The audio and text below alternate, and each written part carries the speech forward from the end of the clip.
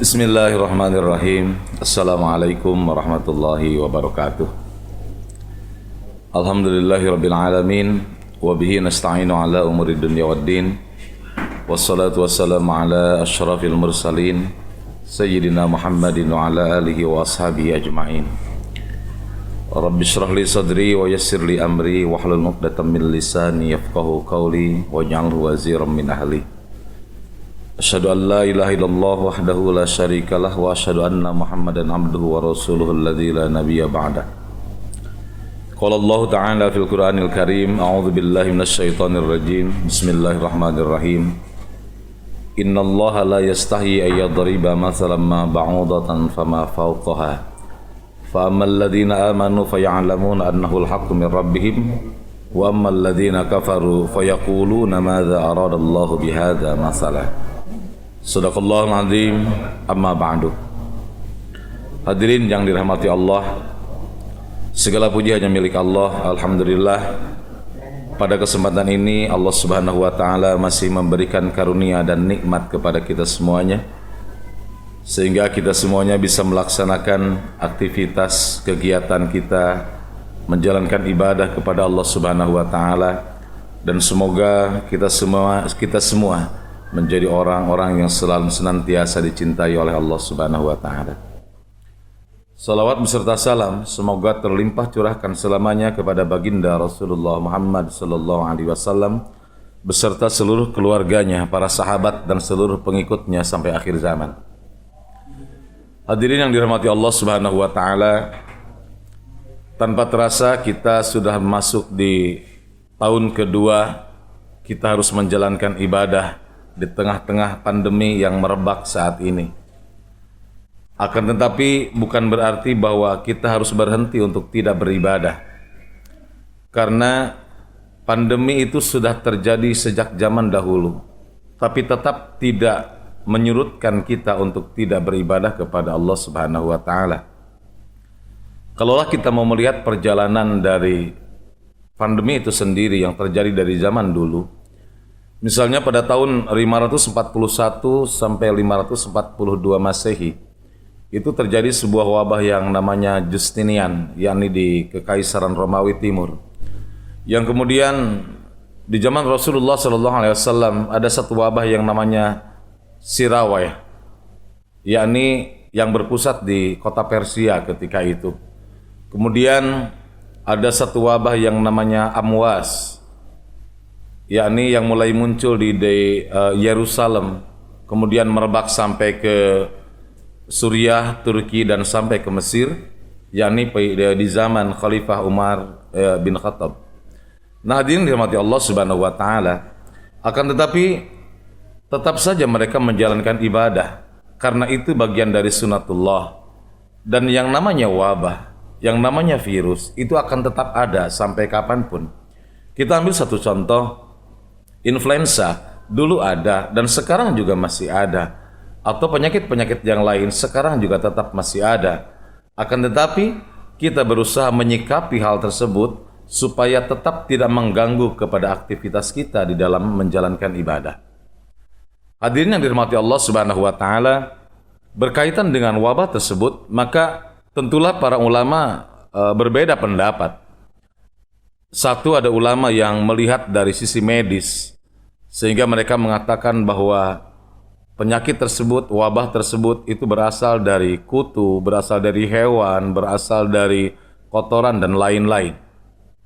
Tapi ada juga yang menyorotinya bahwa itu merupakan satu kutukan dari Allah Subhanahu wa taala, atau satu bentuk azab dari Allah Subhanahu wa taala, yakni para ulama ahli teologis, di mana di situ ada Ibnu Hajar al-Asqalani di antaranya, yang di mana beliau mengatakan dari sisi teologisnya. Tapi kemudian juga ada ulama yang melihat dari sisi medis tradisional, sehingga bermunculan obat-obat tradisional, karena mereka menganggap bahwa itu juga bagian dari hukuman Allah Subhanahu wa taala.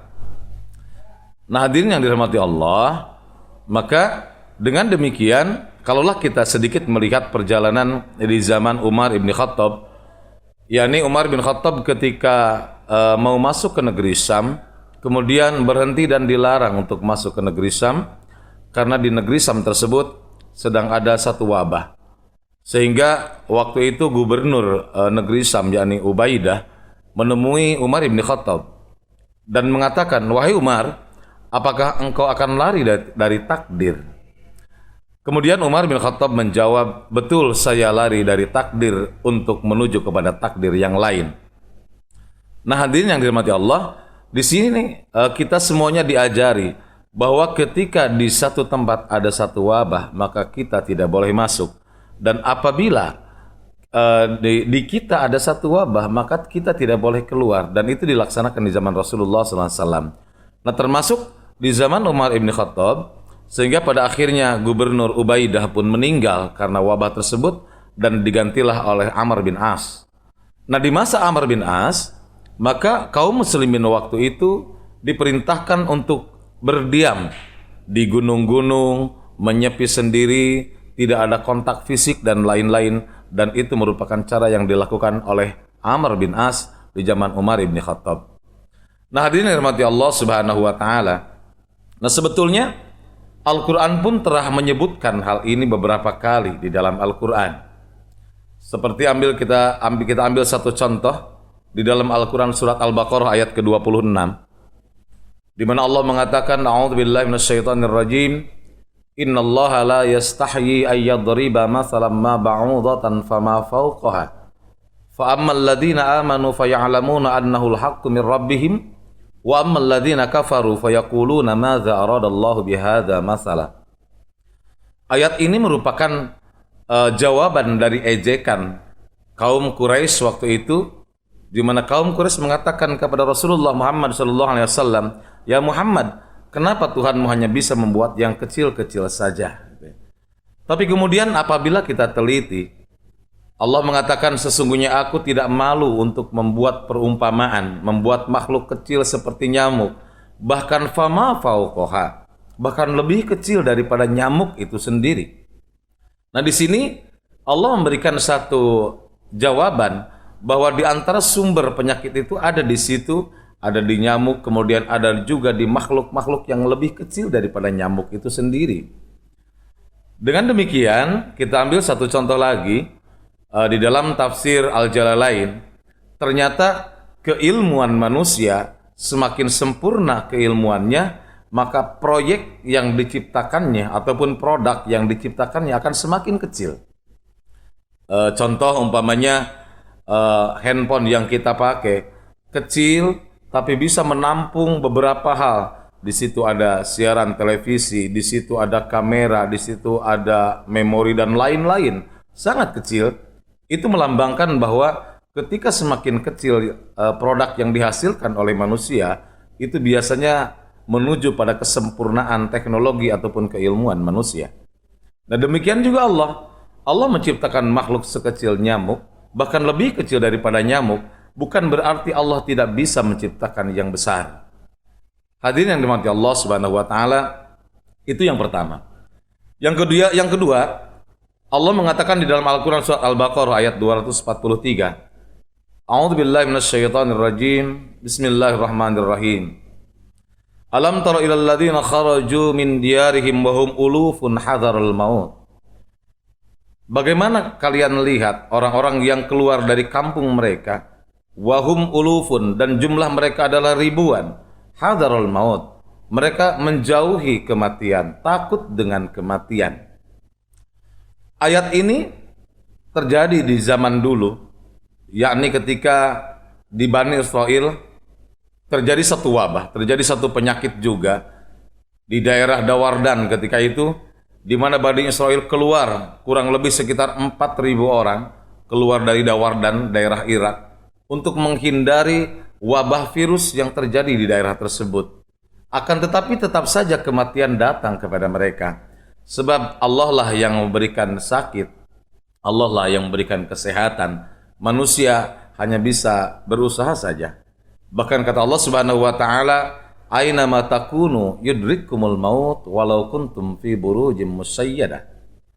Dimanapun kamu berada, kata Allah, yudrikkumul maut, maka kamu akan didatangi dengan kematian. walau kuntum fi burujim masayyadah, sekalipun engkau bersembunyi di balik kotak besi ataupun di balik tembok besi yang terbuat dari besi sekalipun. Itu yang kedua. Yang ketiga, Allah Subhanahu wa taala juga mengatakan di dalam Al-Baqarah ayat 249, yakni kisah tentang Talut. Falamma fassala Talut bil junudi qala innallaha mubtaliikum binahar. Yakni ketika Talut membawa tentaranya yang kurang lebih sekitar 4.000 tentara keluar, tapi kemudian Allah menguji mereka, mubtaliikum binahar. Kalimat mubtaliikum di sini adalah diambil dari kata bala, yakni wabah penyakit. Dan kemudian tetap saja mereka terkena penyakit. Kemudian di surat yang keempat, yakni di surat Hud ayat 64-65, yakni di kisah Nabi Saleh alaihissalam, di mana ketika itu Nabi Saleh alaihissalam dipinta oleh umatnya untuk mengeluarkan seekor unta dari sebuah batu. Kemudian Allah Subhanahu wa taala mengabulkan keinginan umat Nabi Saleh tersebut, yakni kaum Samud, dan mengeluarkan seekor unta dari dalam batu. Tapi kemudian Nabi Saleh alaihissalam ketika itu membuat aturan, yakni ada 3 aturan. Yang pertama, jangan mengganggu unta tersebut, biarkan unta tersebut mencari makan di padang pasir dan lain-lain, di padang rumput dan lain-lain. Yang kedua, ada jadwal penggunaan air, kata Nabi Saleh alaihissalam, yakni sehari untuk manusia, sehari untuk unta, sehari untuk manusia, sehari untuk unta, dan seterusnya. Supaya apa? Supaya tidak terjadi percampuran antara manusia dan unta ketika itu. Dan yang ketiga, tidak boleh menyakiti unta tersebut. Namun kemudian apa yang terjadi? Kaum Samud justru bukan hanya menyakiti tapi membunuh unta tersebut. Maka sesuai janji Allah Subhanahu wa taala bahwa dalam waktu 3 hari itu akan ada wabah, ada penyakit luar biasa. Dan memang itu dibuktikan oleh Allah Subhanahu wa taala. Di hari pertama kaum Samud kulitnya, wajahnya berubah menjadi kuning. Di hari kedua berubah menjadi merah. Di hari ketiga berubah menjadi hitam, dan di hari keempat dihancurkan, dibinasakan oleh Allah Subhanahu wa taala. Dan di sini ada kata yang unik, yakni la tamassuha bisuin. Kata Allah, janganlah engkau menyentuh unta tersebut dengan tujuan yang tidak baik, dengan ketidakbaikan. Dan mulamasah ataupun menyentuh itu adalah bagian dari penularan penyakit itu sendiri. Kemudian yang kelima, Allah Subhanahu wa taala mengatakan di dalam Al-Qur'an surat Al-Anbiya ayat ke-83 sampai 84, yakni di kisah Nabi Ayyub alaihissalam, kata Allah Subhanahu wa taala, a'udzubillahi minasyaitonir rajim, wa Ayyub idz nada rabbahu anni massani dhurru wa anta arhamur rahimin. Ada kata anni massani dhurru, ya Allah, aku ini terkena penyakit yang menular, wa anta arhamur rahimin, dan Engkau adalah Zat yang Maha Pengasih, yang mengasihi siapapun. Dan di sini ternyata Nabi Ayyub alaihissalam pun terkena satu wabah penyakit, dan penyakitnya itu menular, sehingga Nabi Ayyub alaihissalam mengisolasi diri jauh dari kehidupan manusia ketika itu.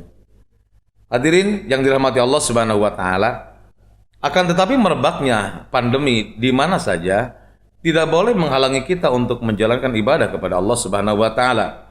Meskipun saat ini sudah banyak kita lihat nilai-nilai Islam yang mulai terkikis sedikit demi sedikit. Kita ambil satu contoh, jarang sekarang orang terlihat tersenyum karena semuanya menggunakan masker. Sementara kata Rasul, tabassumuka fi wajhi akhika shadaqah.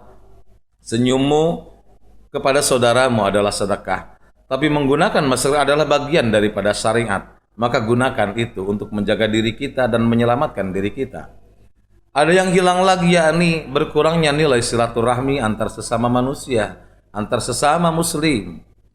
Ada yang lebih parah lagi, yakni merebaknya satu penyakit di mana manusia saling suudzon satu sama lain.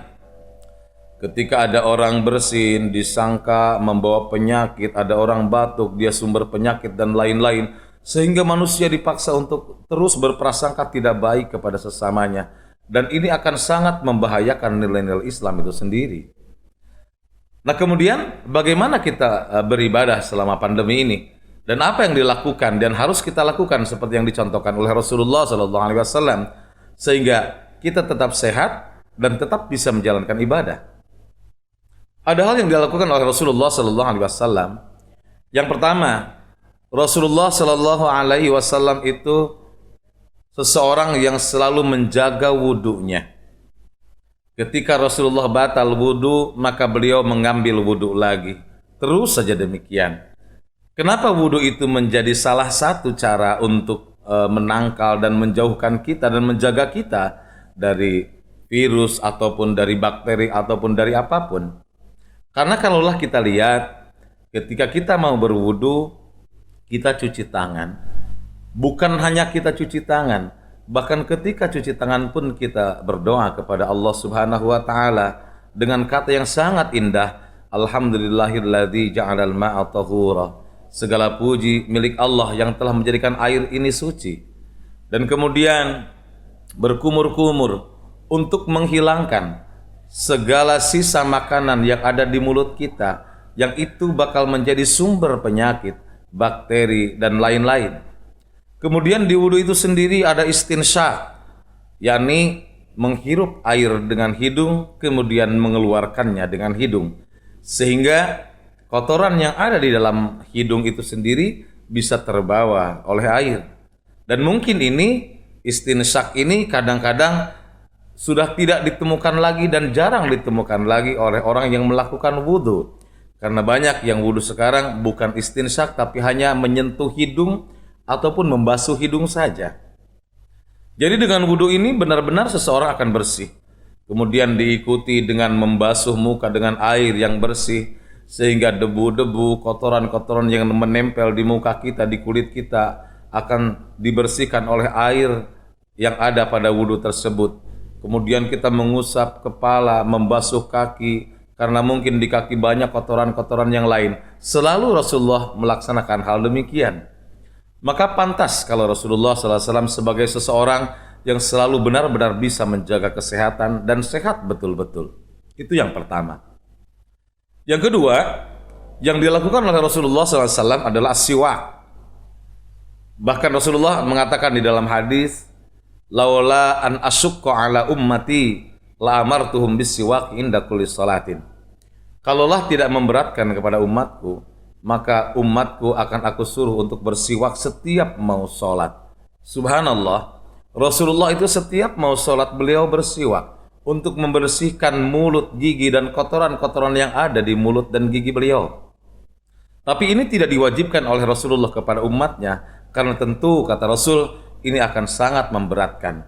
Tapi Rasulullah SAW selalu melakukan itu setiap sebelum sholat. Itu yang kedua. Yang ketiga, apa yang bisa kita lakukan di masa pandemi sekarang ini dengan ibadah, yang tentunya adalah ibadah di bulan Ramadan sekarang ini, yakni puasa di bulan Ramadan. Kenapa puasa di bulan Ramadan ini menjadi satu obat? Karena ternyata dengan puasa ini kita bisa mengistirahatkan tubuh kita, kita bisa mengistirahatkan pencernaan kita. Maka puasa ini benar-benar akan memberikan kesehatan. Menurut para dokter, ketika seseorang puasa, maka asam lambungnya akan turun benar-benar. Kemudian akan terjadi regenerasi sel-sel tubuh yang ada di dalam tubuhnya, mulai dari kulit, usus, dan lain-lain. Yang kemudian ada satu proses di mana Allah akan mengeluarkan racun-racun yang ada di dalam tubuhnya melalui nafasnya. Sehingga sering kita rasakan ketika kita saum atau puasa di bulan Ramadan, nafas kita terasa kurang enak, nafas kita terasa bau. Dan itulah cara Allah bagaimana mengeluarkan kotoran, racun yang ada di dalam tubuh manusia.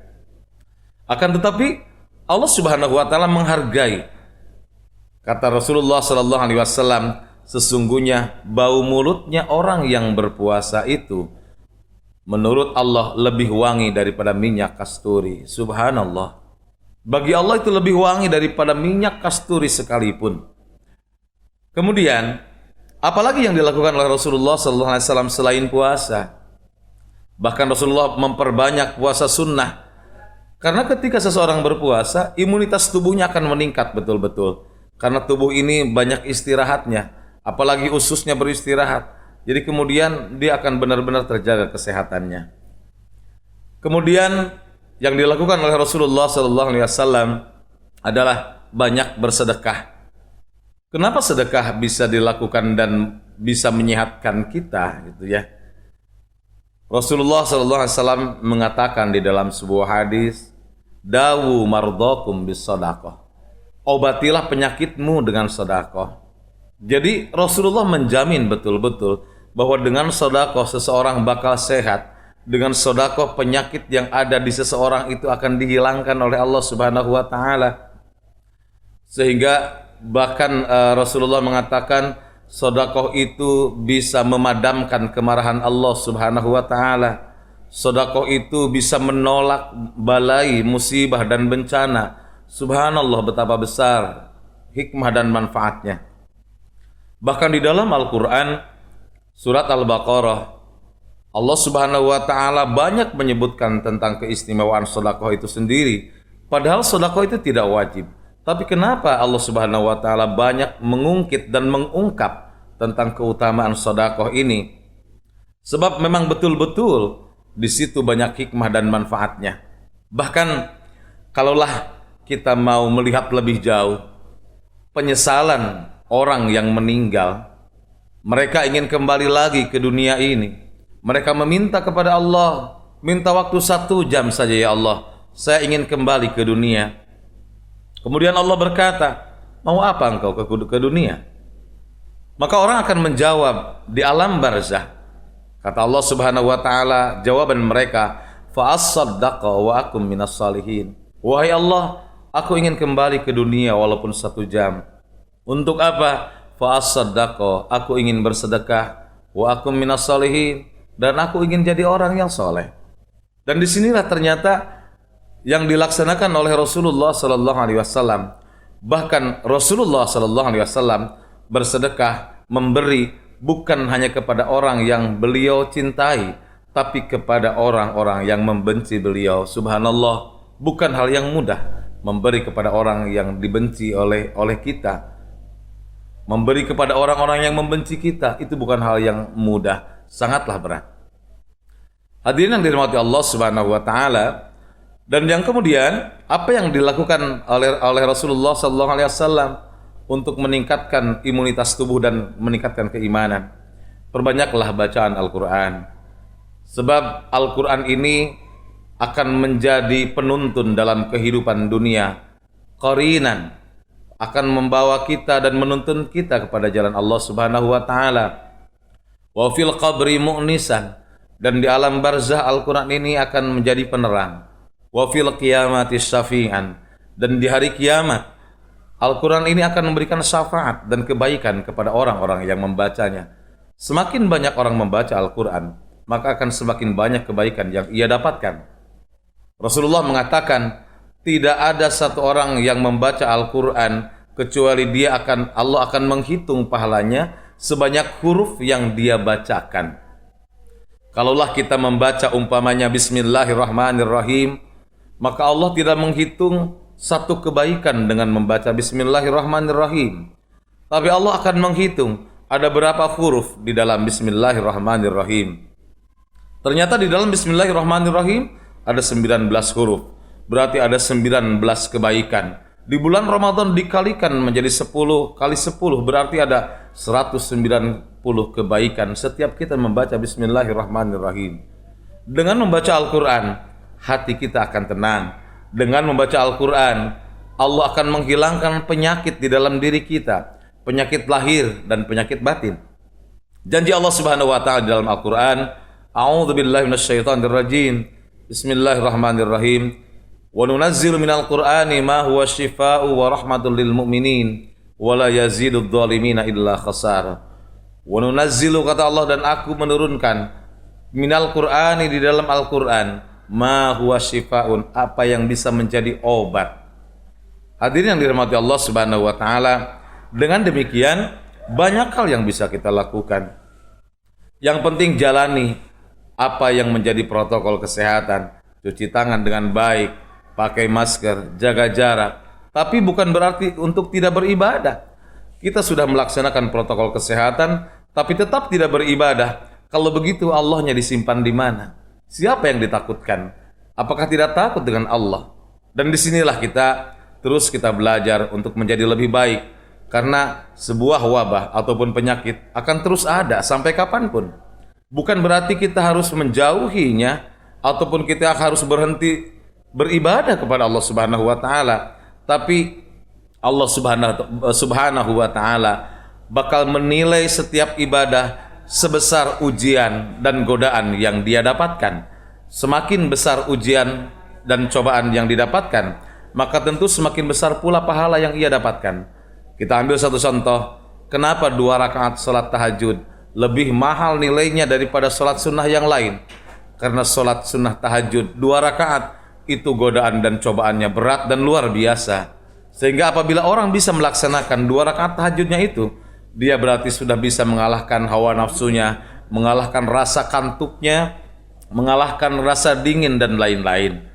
Jadi di sini hadirin rahimakumullah, dari uraian-uraian Al-Quran yang Allah sampaikan tadi, kemudian dari paparan sedikit tentang sejarah bagaimana sebuah wabah ataupun pandemi di zaman dulu sampai sekarang, kemudian bagaimana Rasulullah menyikapi dan para sahabat menyikapi, kita semuanya bisa belajar di sini, yakni kita mencontoh kepada perilaku Rasulullah sallallahu alaihi wasallam. Rasulullah selalu menghindari orang-orang yang terkena penyakit menular. Kemudian Rasulullah menanamkan rasa tenggang rasa di dalam diri kepada orang-orang yang terkena penyakit. Sebab orang-orang yang terkena penyakit pun butuh dorongan moral. Kemudian Rasulullah selalu bertawakal kepada Allah Subhanahu wa taala, pasrah kepada Allah Subhanahu wa taala. Tawakal dalam artian berusaha semaksimal mungkin dan hasilnya diserahkan kepada Allah Subhanahu wa taala. Kemudian Rasulullah selalu bersabar. Seperti kata Rasulullah sallallahu alaihi wasallam bahwa taun ini adalah satu kemarahan dari Allah Subhanahu wa taala, satu azab dari Allah Subhanahu wa taala, tapi suatu saat bakal jadi rahmat bagi orang-orang yang beriman. Maka bersabarlah karena Allah mencintai orang-orang yang sabar. Dan yang terakhir, kita harus selalu optimis bahwa kita bisa menjalankan ibadah semaksimal mungkin sekalipun dalam kondisi pandemi sekalipun. Karena Allah mengatakan, la tayasu min rahmatillah. Kalian jangan pernah berputus asa untuk mendapatkan rahmat Allah. Semoga dengan Ramadan sekarang ini kita semuanya bisa mendapatkan rahmat Allah Subhanahu wa taala, mendapatkan ridho Allah, ampunan Allah, dan kita bisa menjadi orang yang bertakwa dan menjadi penghuni surga Allah Subhanahu wa taala. Amin ya rabbal alamin. Wassalamualaikum warahmatullahi wabarakatuh.